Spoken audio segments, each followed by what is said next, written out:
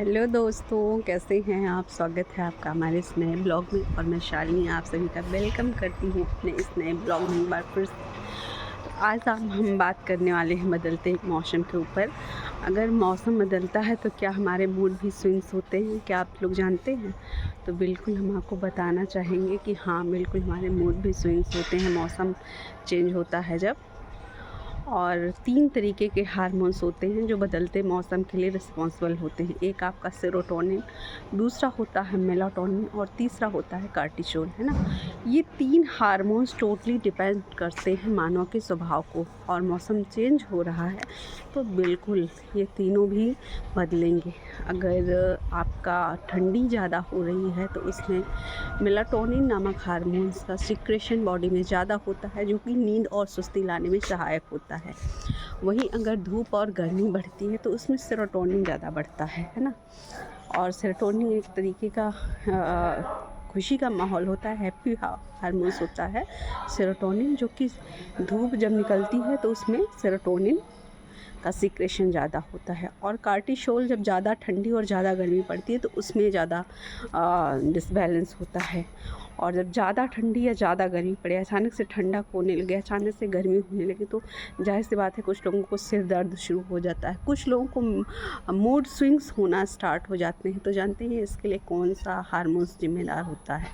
लोग कहते हैं मौसम बदल रहा इसलिए है ऐसा तुम्हारे साथ हो रहा है, शरीर में दर्द और भी बहुत सारी चीज़ें।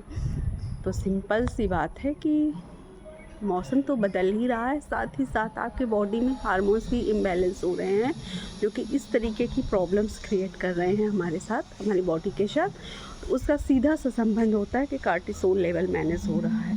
और कार्टिसोल जब इम्बैलेंस होता है तो बहुत सारी चीज़ें शरीर में होना स्टार्ट हो जाती हैं, बहुत सारे चेंजेस, जो कि एक तरीके का तनाव हार्मोन है जैसा कि हमने बताया।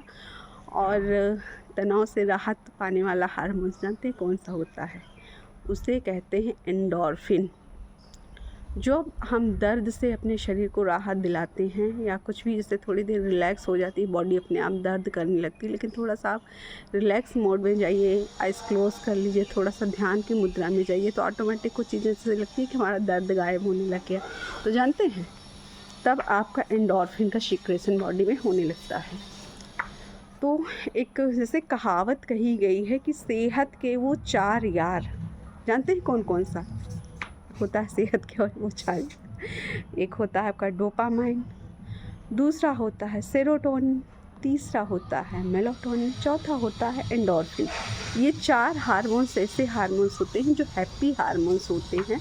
मूड स्विंग्स अगर आपका हो रहा है, जल्दी जल्दी चीज़ें बदल रही हैं, हार्मोनल इम्बैलेंस हो रहा है, बहुत सारी बीमारियां शरीर में होती हैं हार्मोनल इम्बैलेंस की वजह से। कि आप जानते हैं अगर ये चारों हार्मोन्स आपके बॉडी में प्रॉपर नहीं हैं, दुरुस्त नहीं हैं, बॉडी सिक्रेशन नहीं हो रहा है इन चारों हार्मोन्स का, तो लेडीज़ों में जो होता है बहुत सारी सेक्सुअल प्रॉब्लम्स होती हैं, पीएमएस की प्रॉब्लम होती हैं, पीसीओएस, पीसीओडी, बहुत सारी ऐसे हेल्थ से रिलेटेड चैलेंजेस आना शुरू हो जाते हैं, उनका साइक्लिक ऑर्डर डिस्टर्ब होने लगता है।